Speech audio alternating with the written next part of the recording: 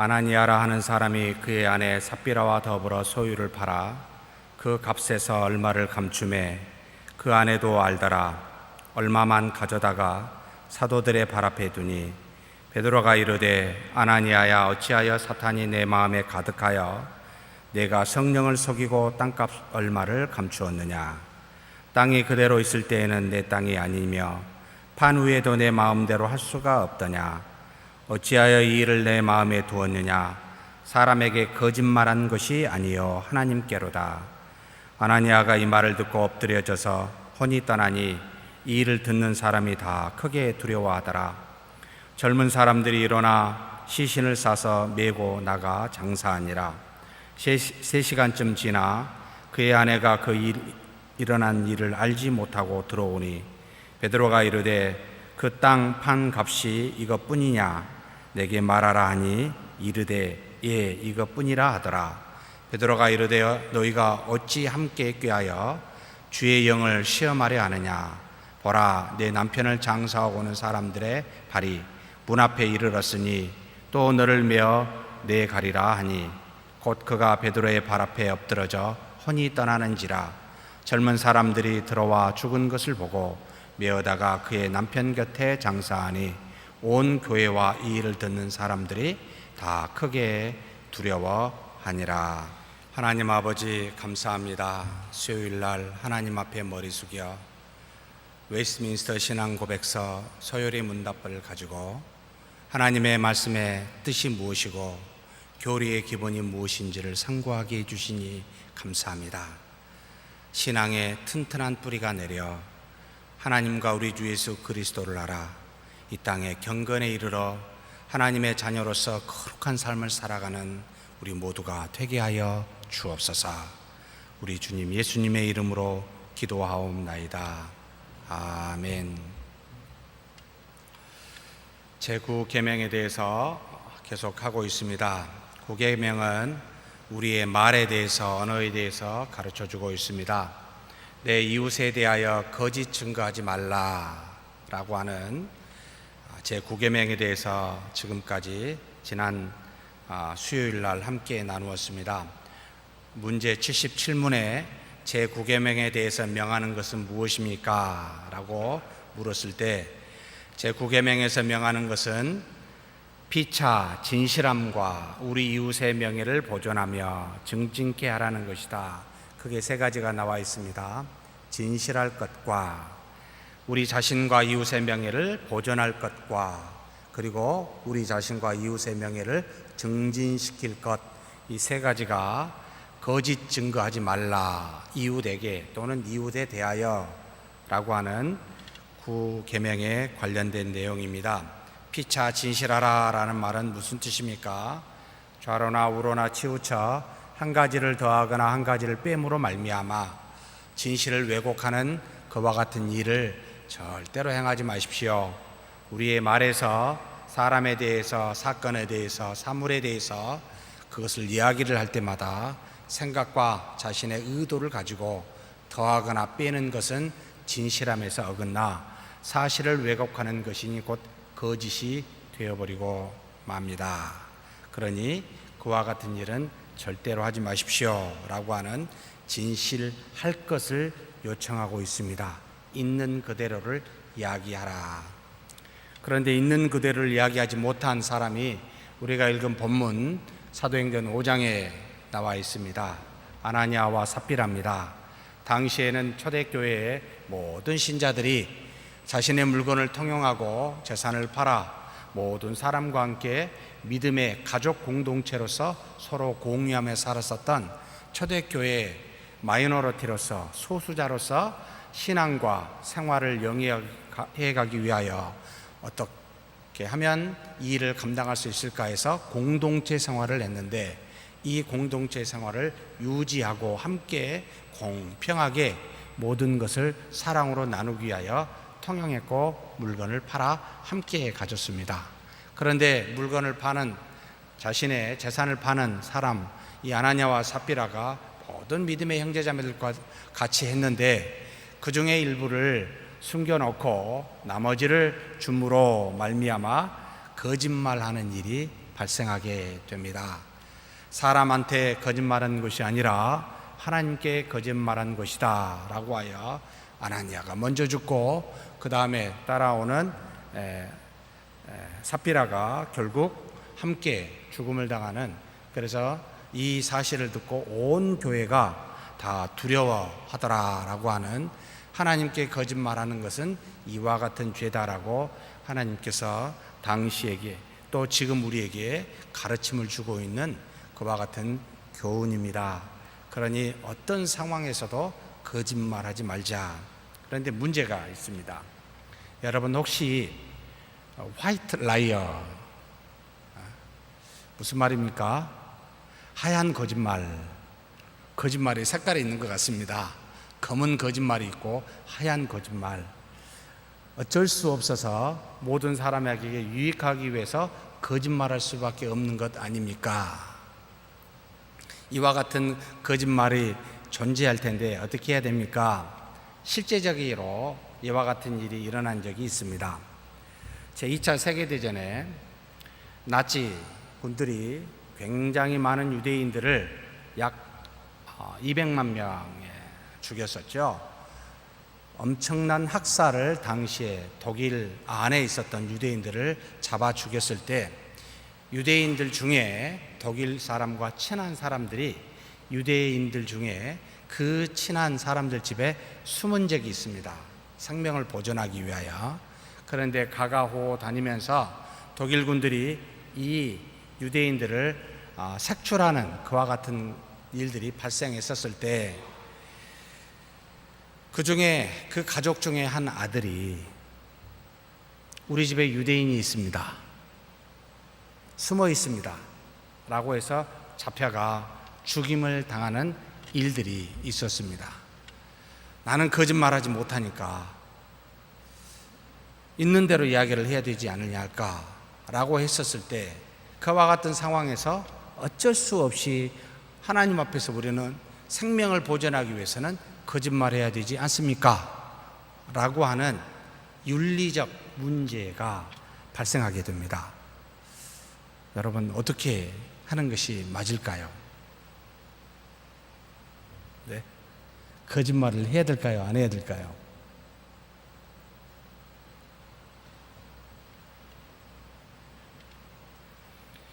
우리나라도 한때 낮에는 국군이 지배를 하고 밤에는 인민군이 지배를 했었던 지리산 근처에 당시에 도망가지 못했던 북한 인민군들이 숨어 있으면서 빨치산이라는 이름으로 우리 적어도 이 호남 지방에 상당한 피해를 줬던 경험들을 우리는 알고 있습니다.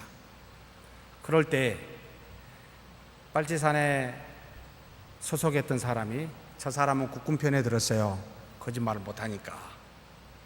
또 국군 편에 속했던 사람은 저 사람은 인민군의 앞잡이에요.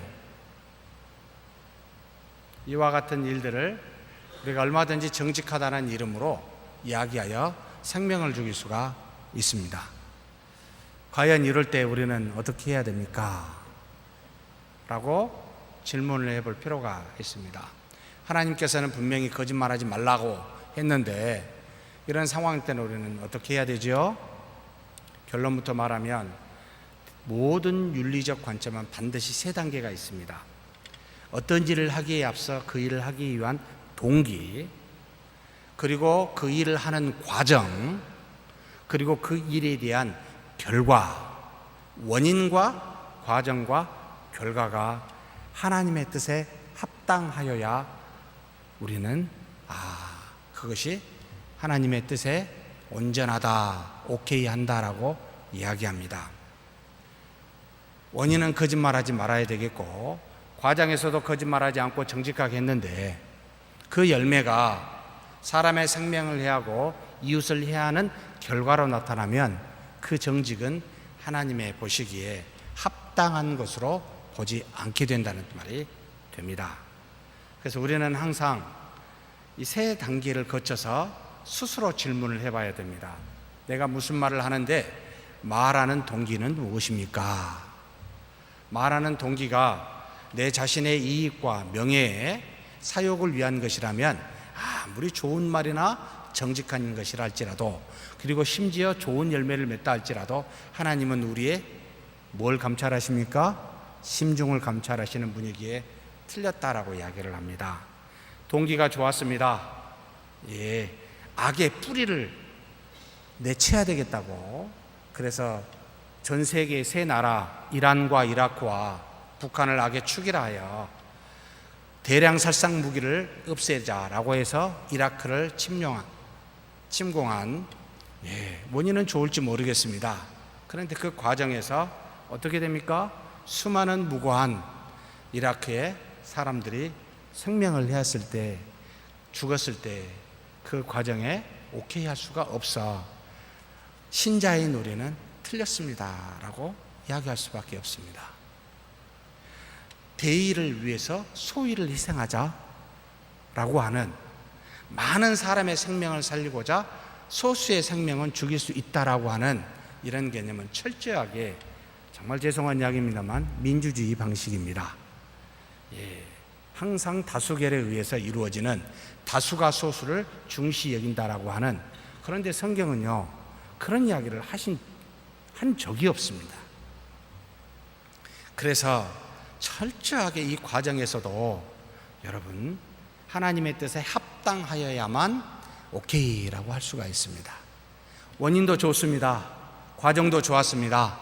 그런데 열매가, 그 결과가 하나님의 뜻에 어긋난 사람을 해하는, 생명을 해하는 것에 가게 된다면 그것도 하나님의 뜻이 아닙니다 라고 해서 우리는 거부합니다. 그래서 반드시 어떤 일을 행할 때마다 스스로를 점검하셔야 돼요. 말을 행하든 우리가 실질적으로 행동을 하든 원인과 과정과 여러분 결과가 함께 좋아야 됩니다. 좋은 의도를 가지고 부당한 방법을 쓸 때도 안 되고, 좋은 의도와 합당한 방법을 썼는데 잘못된 열매를 맺을 수 있다면 그것 또한 금해야 되는 게 맞습니다. 그래서 우리는 훨씬 더 어려운 과정, 질문들을 스스로 해서 이와 같은 것에 하나님의 뜻에 합당해야 된다는 걸 꼭 기억하셨으면 좋겠습니다. 자, 그렇다면 우리 자신의, 좋아요, 지난 시간 그것을 넘어가고 이번 주부터 우리 자신의 명예를 지키는 일부터 한번 봤으면 좋겠습니다. 우리 자신의 명예를 지키고 우리 이웃의 명예를 지키는 방식이 있습니다. 우리 자신의 명예를 지켜 증진하는 것. 자, 지난 시간에 우리의 자신의 명예는 어디에서 나온다라고 했죠? 우리에게서 나옵니까? 하나님에게서 나옵니까? 하나님에게서 나옵니다. 꼭 우리에게서 나왔다라고 말할 수 있다면 이렇게 표현하는 게 맞습니다. 하나님의 자녀로서의 정체성에서 나옵니다. 빛들의 자녀로서의 모습에서 나타납니다. 우리의 모든 명예와 우리의 모든 덕은 하나님의 자녀, 하나님의 형상이라는 것. 신약시대는 하나님의 형상이라는 말을 쓰지 않고 좀 더 구체적으로 표현하고 있습니다.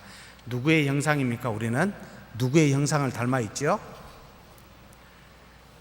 예수 그리스도의 형상이라고 표현하고 있습니다. 아들의 형상이라는 말을 쓰고 있습니다. 그래서 우리는 하나님의 자녀되는 정체성에서 우리의 명예와 우리의 덕이 그 안에 있습니다. 그것으로부터 출발해야 되는데 이 명예를 증진시키는 일은 무엇입니까? 라고 묻는다면 디모데전서 4장 5절에 나와 있습니다. 같이 한번 읽겠습니다.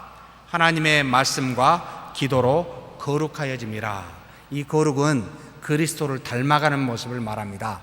세상에 하나님과 상관없는 모습으로 살아가는, 세상과 동일한 모습이 아니라 세상과는 다른 하나님과 동일한, 하나님과 유사한 모습으로 가까워지는 것을 거룩이라. 근데 무엇으로 거룩해집니까? 말씀과 기도로 거룩해집니다. 우리의 명예를 증진시키는 일은, 우리 자신의 하나님의 자녀로서 그 명예와 덕을 더욱더 증진시키는 일은, 확대시키는 일은 말씀과 기도로부터 출발합니다. 그래서 말씀 보지 아니하고 기도하지 아니하면 정말 죄송합니다만 10년, 20년, 30년, 40년 교회를 왔다 갔다 하셨다 할지라도 전혀 거룩해지지 않는, 명예와 덕이 정말로 별로 없는 그와 같은 모습일 수밖에 없습니다. 그래서 반드시 말씀과 기도로 우리의 거룩함이, 우리의 명예와 덕이 증진된다는 걸 기억하십시오. 두 번째로 야고보서 1장 27절 말씀입니다. 같이 읽겠습니다. 하나님 아버지 앞에서 정결하고 더러움이 없는 경건은 하나님을 또한 닮아가는 모습이기도 합니다. 뭐죠? 두 가지가 있습니다. 곧 고아와 과부를 그 환난 중에 돌보고 또 자기를 지켜 소석에 물들지 아니하는 그것이라. 경건을 여러분 개념적인 용어고 그리스도를 닮아가는 어떤 용어인데, 실제 구체적으로 어떤 모습이어야 됩니까? 라고 할 때는 두 가지로 나타난다는 겁니다. 첫째는 무엇으로 나타나요? 당시에 가장 소외된 자, 가장 어렵고 힘든 자, 여기는 고아와 과부라고 표현되어 있습니다. 고아와 과부를 어떻게 하라고요? 환난 중에 돌아보는 것, 필요를 채워주는 것, 이것이 바로 경건한 사람들이 구체적으로 이 땅에서 드러낸 모습이라는 겁니다. 이것만 있어서는 안 됩니다. 한 가지가 더 있어야 되죠. 뭡니까? 자기를 지켜 세속에 물들지 아니하는 것. 여기 세속은 사실 세상과 같습니다. 세상과 물들지 않는 것, 세상을 따라하지 아니하고 자기를 그 세상과는 거리를 띄어놓아 누구를 닮아요? 그리스도를 닮는 모습이지요. 그래서 이것을 거룩이라고 표현하고, 고아와 과부를 환난 중에 돌보는 걸 뭐라고 표현할 수 있습니까? 사랑이라고 표현합니다. 그래서 경건은 무엇 플러스 무엇입니까? 사랑 플러스 거룩이라는 겁니다. 기독교 강요에 나와 있는 표현이기도 합니다. 여러분 경건하십니까? 라고 묻는다면 두 가지가 보여야 됩니다.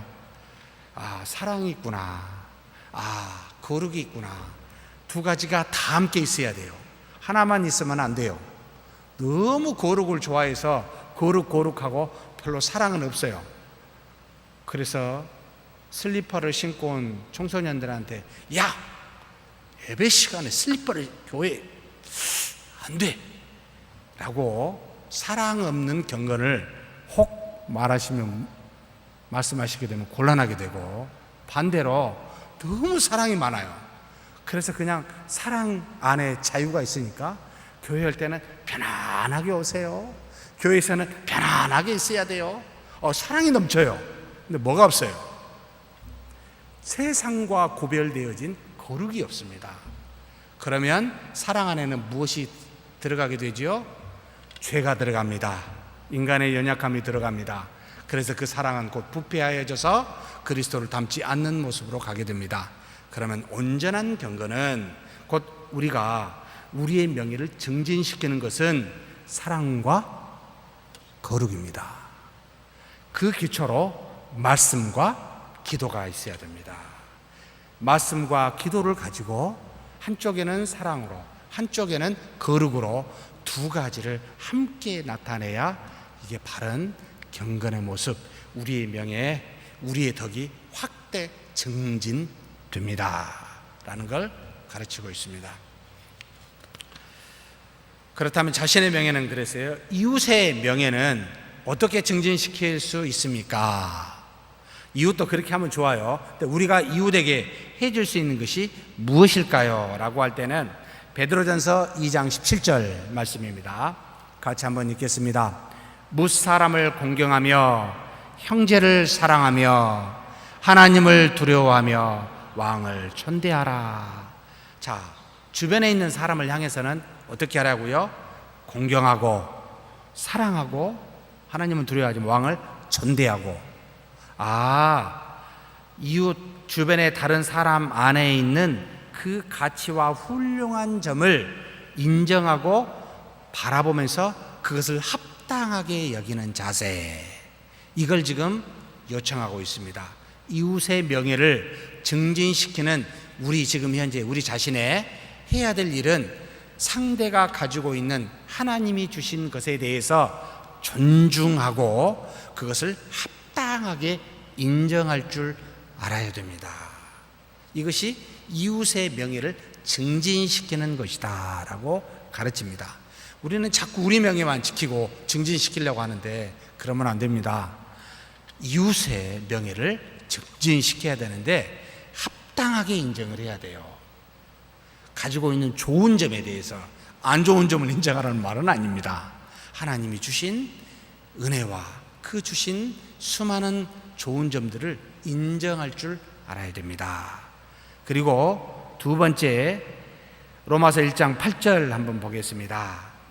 같이 한번 읽겠습니다. 먼저 내가 예수 그리스도로 말미암아 너희 모든 사람에 관하여 내 하나님께 감사함은 너희 믿음이 온 세상에 전파됨이로다. 누구에게 감사합니까? 지금 여러 사람에 관해서, 사람들에 대해서 하나님께 지금 바울이 감사하고 있습니다. 우리는 이웃의 명예를 확대하는 것은 하나님께 저분에게 믿음 주신 것 감사합니다 라고 우리가 감사해야 돼요. 이웃에 대해서. 그러면서 한 가지 더 있는데 요한 3서 1장 3절입니다. 같이 읽겠습니다. 형제들이 와서 내게 있는 진리를 증언하되 내가 진리 안에서 행한다 하니 내가 어떻게 해요? 심히 기뻐하니라. 상대가 행하는 좋은 일에 대해서 어떻게 한다고요? 기뻐하는 겁니다. 자, 상대에게 준 하나님의 은혜를 어떻게 해요? 감사할 줄 알아야 되고 그 다음에 그것으로 기뻐해야 됩니다. 그러면 이웃에게 준 그 명예가 확대되게 되어 있습니다. 첫째는 인정하라. 둘째는 감사와 기쁨을 가지라. 이웃의 명예가 확대됩니다. 존중이 되고 증진이 됩니다. 하나님께 감사하고 기뻐하는 사람을 보면서 우리 자신의 명예가 여러분 스스로 증진된다는 말입니다. 참 놀랍습니다. 하나님께서 바울을 통해 그와 같은 일들을 또 요한을 통해 그와 같은 말씀을 하셨습니다. 세 번째, 잠언 25장 23절입니다. 같이 읽겠습니다. 북풍이 비를 일으킴같이 참소하는 여는 사람의 얼굴에 분을 일으키느니라. 지금 뭐죠? 사람의 얼굴에 분을 일으키게 하는 것은 어떤 거죠? 뭐가요? 참소하는 혀. 사람을 비판하고 비난하고 그 사람에게 악한 말을 하는 혀는 상대에게 어떻게 해요? 분을 일으킵니다. 그 명예를 축소시키고 훼손시키게 됩니다. 그래서 무엇하지 마라? 상대에게 헛뜯어 거스려 말하는 나쁜 소문, 이것을 귀담아 듣지 말아라 라는 겁니다. 없는 이야기를 확대 부풀어 말하거나 잘못된 이야기를 말할 때는 여러분 귀담아 듣지 마시고 여러분 탁 막으셔야 됩니다. 사랑하는 형제여, 그 이야기를 함으로 말미암아 당신과 나에게 무슨 덕이 있습니까? 덕스럽지 않지 않습니까? 라고 막으셔야 됩니다. 여러분 귀를 막으시고 돌아서십시오. 이 혀는 사람으로 하여금 분을 일으켜만 하기 때문에, 그래서 이웃의 명예를 여러분 확대 증진시키는 일은 이웃을 비방하고 비난하는 일들에 대해서 막는 것, 귀담아 듣지 않는 것, 이것이 우리가 필요하다라는 겁니다. 칭찬하는 건요,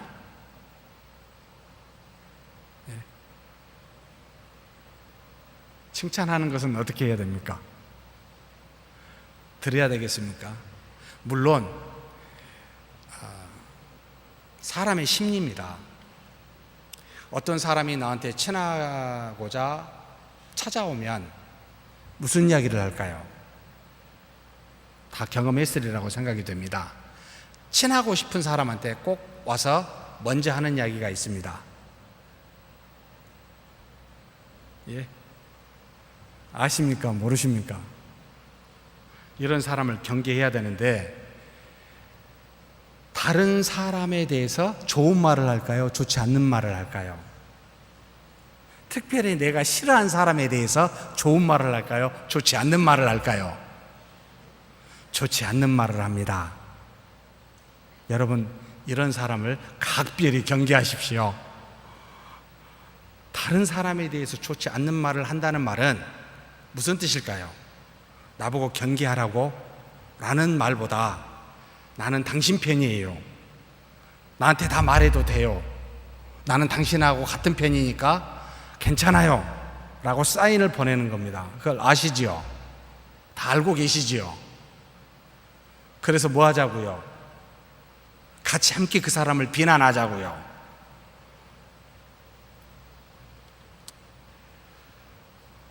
저 알고 있습니다.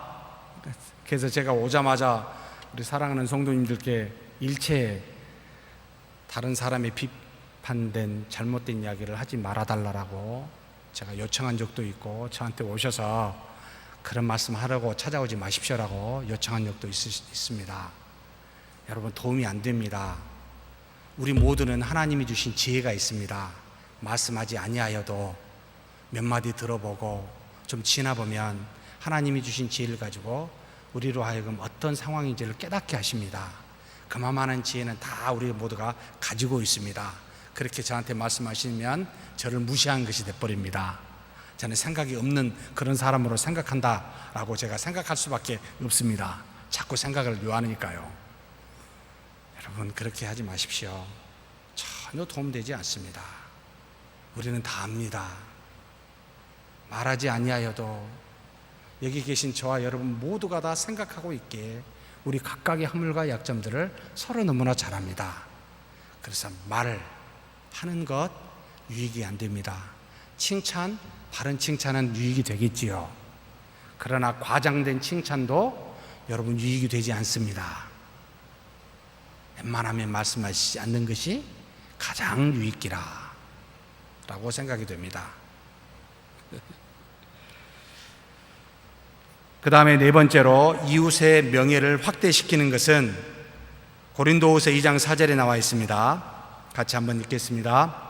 내가 마음에 큰 눌림과 걱정이 있어 많은 눈물로 너희에게 썼노니 이는 너희로 근심하게 하려 한 것이 아니요 오직 내가 너희를 향하여 넘치는 사랑이 있음을 너희로 알게 하려 함이라.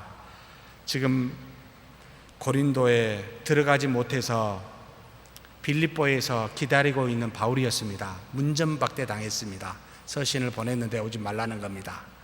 바울은 오지 말라는 거예요. 파당이 하도 심해가지고 굉장한 상처를 받았는데 바울이 눈물로 편지를 썼습니다. 그런데 내가 너희를 향하여 넘치는 사랑이 있음을 너희로 알게 하려 함이라. 여러분, 바울이 편지를 써서 위로하고 그들을 다독입니다. 무슨 말입니까? 과오를, 그들의 잘못을 슬퍼하고 그들로 다시 고침받고 회복되도록 소망하면서 노력하고 있는 자세, 이것이 이웃의 명예를 증진시킵니다. 우리 모두는 다 죄가 있고 잘못이 있습니다. 이것을 어떻게 맞이하느냐에 대한 우리의 자세는 바울의 가르침에 따르면 어떻게 해요? 슬퍼합니다. 그리고 어떻게 합니까? 넘치는 사랑으로 대합니다.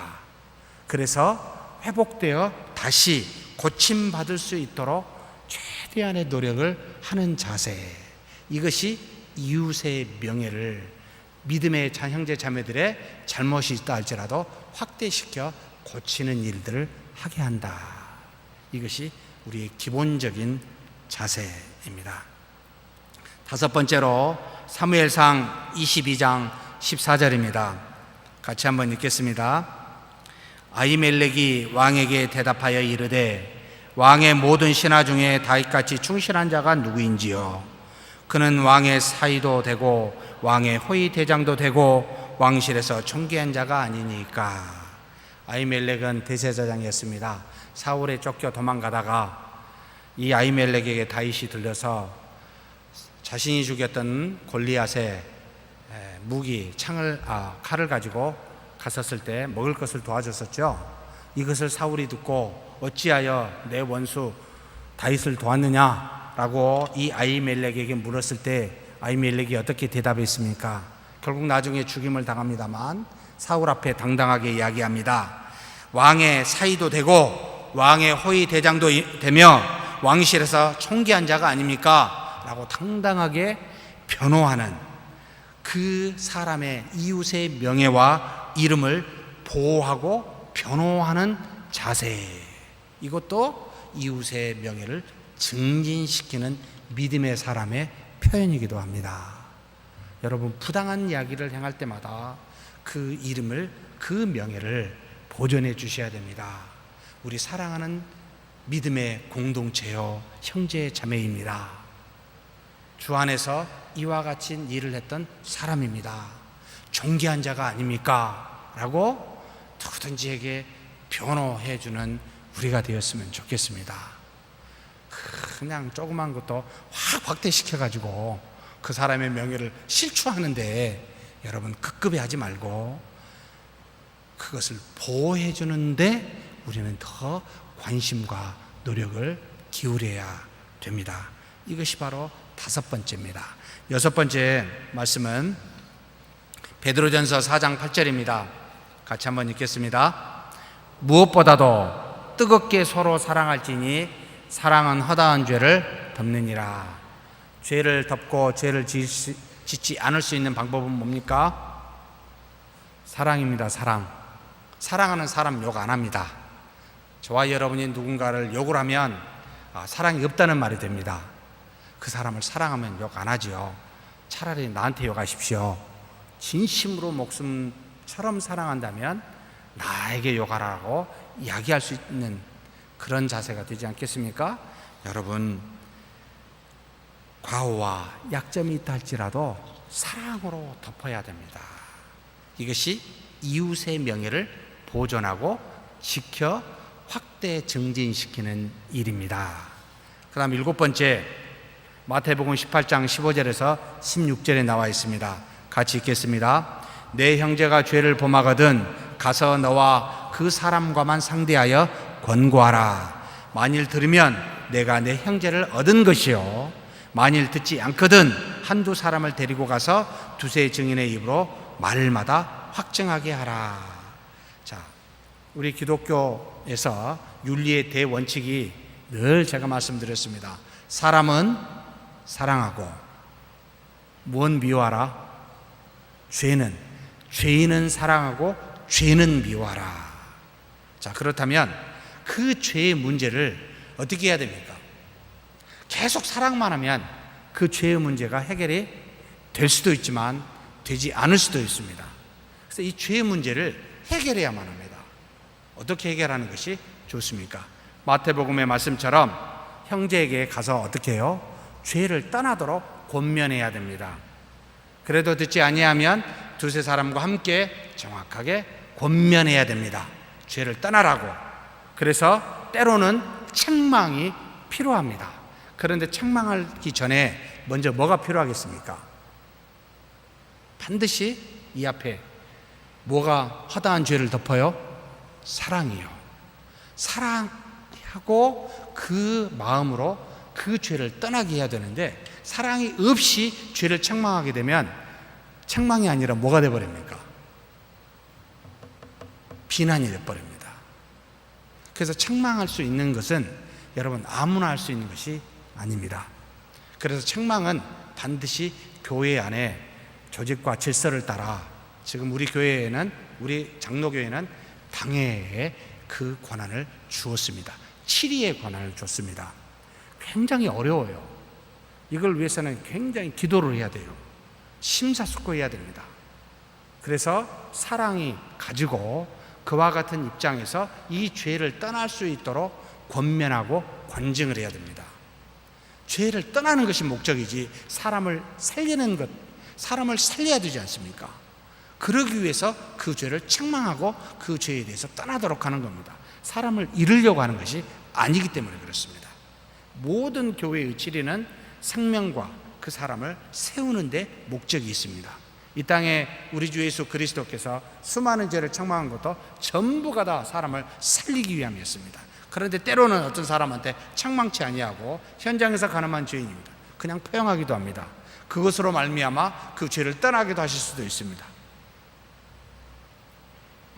쉬운 일이 아니라는 말입니다. 반드시 여러분 죄를 떠나도록 우리는 동시에 함께 권징 또는 책망이 따른다. 이게 이웃의 명예를 확대 증진시키는 7가지 방식을 함께 나눴습니다. 자, 그러면 문제 제 78번으로 가겠습니다. 제9계명에서 이제는 금하는 것이 무엇입니까? 답을 다 같이 읽겠습니다. 제9계명에서 금하는 것은 무엇이든지 진실함에 해되는 일이나 혹은 이웃의 명예를 상하게 하는 것, 긍정적으로 진실하게 하고 자신과 이웃의 명예를 지키고 증진시키는 것이 행하는 것이고, 하지 말라는 건 반대지요. 진실함에 해되는 것, 이웃과 자신의 명예를 상하게 하는 것이라고 말합니다. 자, 그러면 진실에 해가 되는 것이 무엇이겠습니까? 모든 종류의 거짓, 속임, 타인에 대해서 해롭게 하는 것, 말을 왜곡시키는 것, 이것은 무엇이든지 전부가 다 진실함과 상관없는 악한 것들입니다. 여러분, 더하거나 빼지 마십시오. 또 이것만 있는 건 아닙니다. 진실함에서 어긋난 것은 괴상하다는 말은 하나님의 말씀에 어긋나, 그러니까 우리가 사실 농담을 참 많이 하게 되는데 헛된 것이다 라고 성경에 표현되어 있습니다만, 사라져버리는 것들, 공중에 아무 도움이 안 되는 것도 사실은 진실함에서 해가 될 수 있습니다.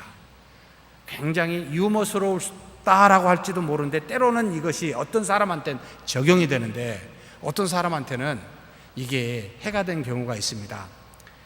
제가 영국에 있었을 때 야외 예배를 한번 드린 적이 있습니다. 교회에서 순복음교회 목사님이 설교를 하셨습니다. 다 같이 웃으려고 했던 유머스러운 표현이었습니다. 하나님께서 많은 은혜를 주시고 수많은 역사를 행하시는데 절름뱅이, 미문에 앉아있던 사람을 살리는 사건이 있었잖아요. 근데 이것을 흉내를 냈습니다. 야외니까 가능했었어요. 앉아있으면서 내게 있는 것 은과 금은 없거니와 주 예수 그리스도의 이름으로 일어나 걸어라 이렇게 말하면서 벌떡 일어섰습니다. 많은 사람이 그 뚱뚱한 목사님이셨는데 벌떡 일어서면서 거의 쓰러질 뻔하는 걸 보고 박장대소를 했었습니다. 근데 그 중에 한 분이 얼굴이 사색이 되어서 떠나가는 것을 목격했었습니다. 그분은 절름발이셨습니다. 우리가 웃자고 같이 했는데 거기 대부분의 모인 분들이 다 목회자요. 일반 성도는 몇 명이 안 됐는데 그분은 성도 중에 한 분이셨습니다. 그때 제가 마음속에 농담하지 말자 다짐을 한 적이 한 번 있습니다. 혹 이것 때문에 어떤 사람에게는 상처를 주고 마음에 엄청난 충격을 줄 수 있겠구나. 우리가 무심코 던진 돌이 우물 속에 있는 무엇을 죽일 수 있습니까? 개구리를 죽일 수 있습니다. 내가 참 이런 생각을 미처 못하고 사역하면 안 되겠구나 라고 한 15년, 20년 전에 경험한 적이 한 번 있습니다. 사랑하는 성도 여러분, 성경에 진실이 아닌 것, 헛된 것들이 다 포함되어 있음을 아셔야 됩니다. 참 조심해야 됩니다. 말을 함부로 툭 던짐으로 인해서 상대방이 가지고 있었던 그 부분에 대한 것, 특별히 여자분들은 무엇에 민감한 줄 아십니까? 2가지입니다. 몸무게하고 자녀하고요. 자녀의 교육 문제나 다른 문제를 가지고 우리는 쉽게 이야기하는데 한쪽에서 그 말을 듣고 있다가 상처받을 수 있습니다. 우리는 몸무게가 배가 어쩌고 쉽게 이야기하는데 한쪽에서 상처받을 수 있습니다. 저는 전혀 상처를 안 받으니까 배 이야기를 하셔도 됩니다. 그런데 그렇지 못한 분들이 계실 수 있습니다. 그래서 상당히 조심해야 됩니다. 우리는 쉽게 즐겁게 농담하려고 하는 것이 그 의도가 없잖아요. 상처 주려고. 그런데 상대는 상처를 받을 수가 있습니다. 헛된 것, 여러분 진실함에서 벗어나 있다 이것까지 생각해야 되는 게 우리여야 합니다. 골로새서 3장 9절 말씀에 같이 읽겠습니다. 너희가 서로 거짓말을 하지 말라. 옛사람과 그 행위를 벗어버리고. 여러분, 거짓말 하는 거 진실하면서 벗어납니다. 요한계시록 21장 8절 같이 읽겠습니다. 그러나 두려워하는 자들과 믿지 아니하는 자들과 흉악한 자들과 살인자들과 음행하는 자들과 점술가들과 우상 숭배자들과 거짓말하는 모든 자들은 불과 유황으로 타는 못에 던져지리니 이것이 둘째 사망이라. 앞에 있는 여러 가지 내용들이 있죠. 다 이것과 관련된 것들은 여러분 하지 말라는 겁니다. 진실함과 상관없는 것들이라는 말이죠. 전부 다 심판받을 자들이 행하는 모습입니다. 그러니 우리는 그런 사람이 아니라 하나님의 자녀이지 않습니까? 자, 그렇다면 우리 자신의 명예를 해치는 일에 대해서 먼저 빨리 살펴보겠습니다. 잠언 6장 32절 33절 같이 한번 보겠습니다. 부녀와 간음하는 자는 무지한 자라. 이것을 행하는 자는 자기 영혼을 망하게 하며 상함과 능욕을 받고 부끄러움을 씻을 수 없게 되나니. 여러분, 간음하는 것은 자신의 명예를 완전히 땅에 추락하는 어리석은 짓이다. 이 어리석은 짓을 왜 하느냐라고 지금 하나님이 말하고 있습니다. 잠언 11장 19절 같이 읽겠습니다. 공의를 굳게 지키는 자는 생명에 이르고 악을 따르는 자는 사망에 이르느니라. 여러분, 악을 따르거나 공의를 지키지 못하는 이와 같은 일들에서 벗어나십시오. 무슨 말입니까? 우리가 나쁜 소문을 일으키는 죄를 지을 때는 우리의 명예가 실추될 수밖에 없습니다. 그러니 죄를 짓지 않아야 됩니다. 하나님께 영광을 가릴 뿐만 아니라 우리의 명예가 실추되기에 절대로 불명예스러운 죄를 여러분 각별히 조심하셔야 됩니다. 그래서 무엇도 버리라고요? 죄의 모양도 버리라고요.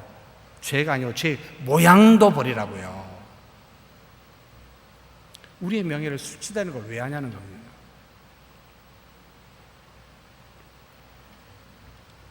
두 번째로, 모든 자랑과 헛된 영광을 구할 때, 이때도 우리의 명예가 실추됩니다. 마태복음 23장 12절입니다. 같이 읽겠습니다. 누구든지 자기를 높이는 자는 낮아지고 누구든지 자기를 낮추는 자는 높아지리라.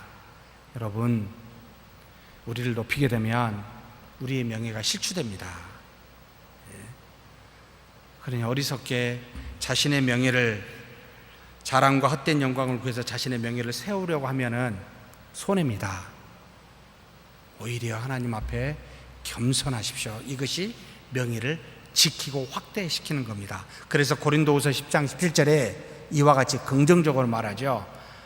자랑하는 자는 어디서 하라고요? 주 안에서 자랑하자. 제발 사람 안에서 하지 맙시다. 사람 안에서는 내가 단 한마디도 안 해야 되겠다, 작심하셔야 됩니다. 사람 앞에서 내 자랑 절대 하지 말자. 주 안에서 하나님 저 이거 했습니다. 하나님 힘든데 새벽기도 정말 억지로라도 나왔습니다. 참 잘한 거지요. 누구한테 자랑을 합니까? 하나님한테 해야지. 예? 더운데 하나님 그래도 말씀 읽을 거 읽었습니다. 막 하나님한테 자랑해야죠. 예? 어려운 사람 도왔습니다. 다니면서 말하지 마시고 주 안에서 그분한테만 이야기하십시오. 은밀한 중에 우리를 갚으시는 하나님이시라 라고 이야기하십니다. 자, 세 번째로, 거짓 증거하거나 하나님께서 우리에게 허락하신 은사와 은혜를 거부하는 것도 명예가 실추됩니다. 자, 거짓 증거할 때 실추되고 하나님이 주신 것을 거부할 때도 실추가 됩니다. 하나님이 하시겠다고 하나님이 은사와 능력과 직분을 주는데 그걸 왜 거부하십니까? 우리가 하는 게 아니라니까요. 하나님이 하시겠다고 주신 건데 참 낼름 받아야 되는 거 아닙니까? 저 같으면 더 주십시오라고 할 것 같거든요. 안 주셔서 지금 뭐 좀 어떻게 거리 좀 주십시오라고 속으로. 그래서 제가 학교에서 가르칠 때 설교 요청하는 것 절대 거절하지 말아라. 누가 요청하든지 예배 요청하는 거 절대 거절하지 말아라. 누가 요청하든지 수에 상관없다. 거리에 상관없다. 하나님이 너에게 하라고 주신 거 아니냐. 낼름 받아먹자 라고 생각하고 가르칩니다. 사랑하는 성도 여러분, 교회에서 일하십시오, 이렇게 하면 좋겠습니다 라고 하면 그 기회가 많이 오지 않습니다. 70이 넘어가면 못하게도 되고 그 전에도 모두에게 주어지지도 않습니다. 하나님께서 보시기에 필요하다 하여 주신 직분이요 은사들입니다. 힘들다고 더 힘든 거 주십시오. 젊은이들한테 그렇게 이야기합니다. 잠자지 말고 못 먹고 못 자는 그 일 달라고. 그게 우리의 상급이지 않습니까? 다 먹고 다 자고 다 편하게 있으면 하늘에서 뭘 받으시겠습니까? 이 땅에서 다 받으셨는데. 안 그렇습니까? 좀 못 먹고 좀 덜 자고 더 일하고 더 고생하고, 그래서 어려운 데를 찾아다니는 것이 여러분 젊은이들의 신앙에 갖고 있는 모습이 아닙니까? 저 그렇게 가르칩니다. 그렇게 사는 것이 맞지 않습니까? 우리 교회가 가야 될 길이 쉬운 길이면 여러분 정말 망하는 길입니다. 어려운 길이어야 됩니다. 좁은 길이어야 됩니다. 좁은 문으로 가야 됩니다. 그 안에가 진리가 있고 그 안에 상급이 있기 때문에 그렇습니다. 그래서 무슨 일을 승낙하고 승낙하지 않을 때는 반드시 판단 기준이 저는 그렇습니다. 이게 쉽다면 이건 아니다. 이게 굉장히 어려울 것 같다면 이게 맞다. 그렇게 그냥 판단합니다. 물론 틀릴 수도 있지만 하나님은 우리에게 그렇게 우리가 하지도 않지만 상급 주시려고 하는 건데 거부하지 마십시오. 네 번째로, 악인들과 불경건한 자들의 비웃음의 대상이 되도록 약점들을 불필요하게 여러분 무분별하게 드러내는 일을 삼가야 됩니다. 우리는 겸손하여 바울처럼 자신의 약점을 자랑하라 라고 했는데, 지나치게 자랑하면 그 약점을 본 우리들은 어떻게 할까요? 너무 사랑스러운 마음으로 괜찮아라고 포용하기보다 소문의 근원이 됩니다. 저는 그래서 30대를 가르쳤을 때 기도 제목 제발 디테일하게 자세하게 주지 마십시오라고 이야기합니다. 자세하게 주면은 이것이 기도하라고 준 것이 아니라 소문내라고 주는 것이 돼버립니다. 그래서 두리뭉실하게 기도하도록, 우리는 그렇게 본성이 착하고 순하여 그걸 그대로 받아들이는 것이 아니라 왜곡하고 악하게 받아들이는 습관을 갖고 있습니다. 그걸 알고 이야기를 하셔야 됩니다, 항상. 그래서 기도 제목을 아주 자세하게 주는 거 여러분 깜짝 놀라셔야 돼요. 왜 저분이 저렇게 나한테 주지? 말씀하지 마세요. 그냥 어느 정도, 숟가락이 몇 개까지 알면 곤란합니다. 우리의 거리는 얼마만한 거리요? 돌 하나 던질 만한 거리요. 자고 있는지 깨어 있는지 알 수 있어요. 그런데 예수님의 기도 소리가 구체적으로는 잘 안 들려요. 그러나 어떤 형태인지는 알 수가 있는 거리를 말합니다. 우리의 타락한 본성을 아신 예수님께서 그들을 그만한 거리에 두고 하나님 앞에 홀로 기도하셨습니다. 하나님 앞에 기도할 때는 전부 다 내놔야 되지만 사람 앞에 살 때는 여러분 돌 하나 던질 만한 거리에서 기도하셔야 됩니다. 그니 다 들으라고 기도하시지 마십시오. 자기의 속기도는 하나님과 나만, 그렇게 기도하신 것이 지혜롭습니다. 약점을 지나치게 노출하지 마라. 특별히 교육자들은 더더욱 조심해야 됩니다.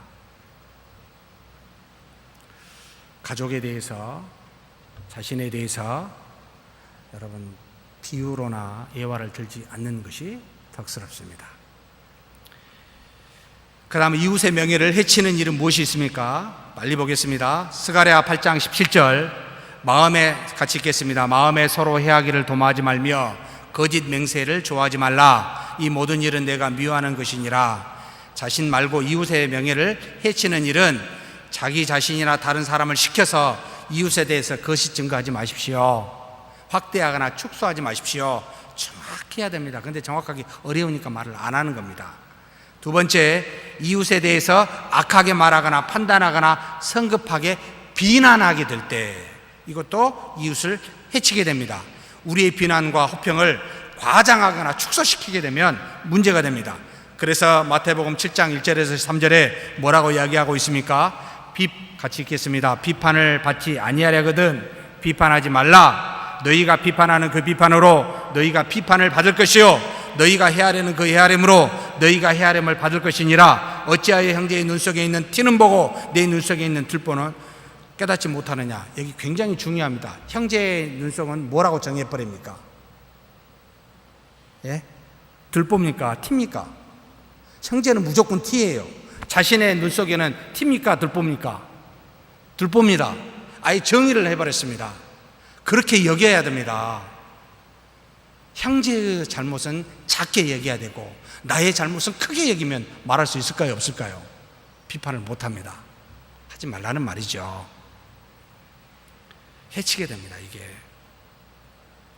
그 다음 세 번째, 이웃의 면전에서 그들을 비웃거나 조소하거나 욕설을 퍼붓거나 비난의 말을 하거나 험담하는 경우도 여러분 이웃의 명예를 해치는 것이 됩니다. 시편 50편 19절에서 20절 말씀입니다. 같이 읽겠습니다. 내 입을 악에게 내어주고 내 혀로 거짓을 꾸미며 앉아서 내 형제를 공박하며 내 어머니의 아들을 비방하는도다. 누구를 비방해요?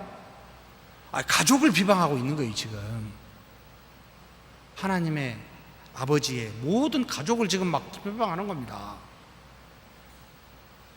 자기 얼굴에 침뱉기 아닙니까? 시편 15편 3절에서 4절입니다. 같이 읽겠습니다. 그의 혀로 남을 허물하지 아니하고 그의 이웃에게 악을 행하지 아니하며 그의 이웃을 비방하지 아니하며 그의 눈은 망령된 자를 멸시하며 여호와를 두려워하는 자들을 존대하며 그의 마음에 서원한 것은 해로울지라도 변하지 아니하며. 망령된 말, 비난하는 말, 비방하는 말 안 한다. 이웃의 면전에서 절대 그래 하지 마십시다. 마지막 말씀 하나만 더 하고 마칩시다. 야고보서 3장 6절입니다. 같이 한번 읽겠습니다. 혀는 곧 불이요 불의의 세계라. 혀는 우리 지체 중에서 온몸을 더럽히고 삶의 수레바퀴를 불사르나니 그 사르는 것이 지옥불에서 나느니라. 지옥불이 뭐라고요? 이 혀라고요. 혀. 불의하다는 겁니다. 절대 선하게 성경은 보고 있지 않습니다. 악하게 보고 있습니다. 그러니 거짓 증거하지 말라. 말하지 말라. 혀를 사용하지 말라. 뭘 사용해야 됩니까? 손과 발을 사용해 보십시다. 엄청 손과 발이 바빠질 겁니다. 비난할 수가 없기 때문에 이 손과 발은 항상 선대하게 나갈 수밖에 없습니다. 물론 주먹으로 치면 안 되겠지만 그렇게 거짓 증거하지 않는 저와 여러분이 되기를 주의 이름으로 축복합니다.